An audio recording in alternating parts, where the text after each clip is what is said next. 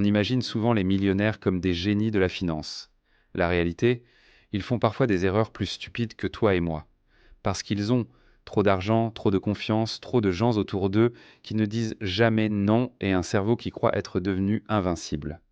Aujourd'hui, je vais te montrer les erreurs financières que même les riches commettent et comment toi, tu peux les éviter dès maintenant. Beaucoup de gens riches confondent compétence avec chance, plus timing, plus opportunité.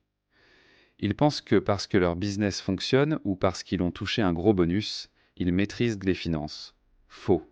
C'est comme croire que parce que tu as gagné au loto, tu es devenu expert en statistiques.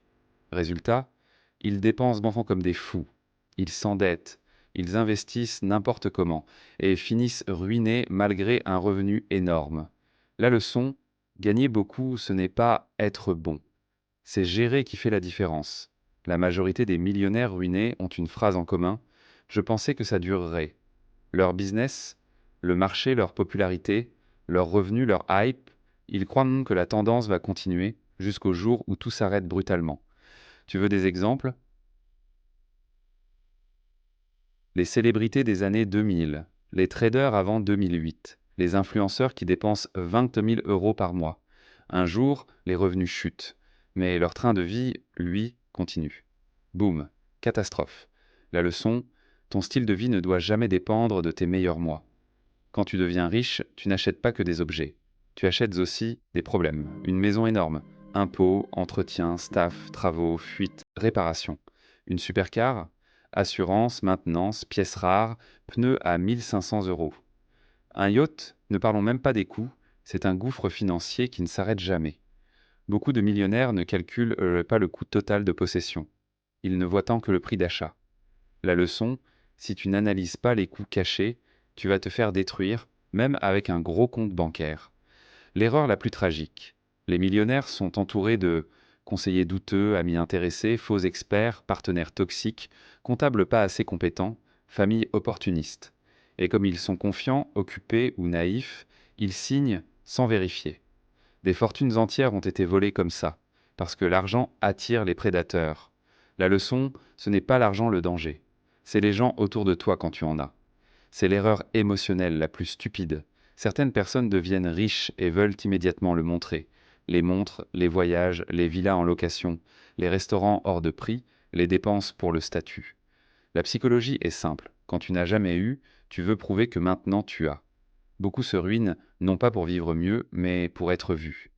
La leçon, si tu essaies d'impressionner les autres, tu travailles plus loin mais pour eux, pas pour toi.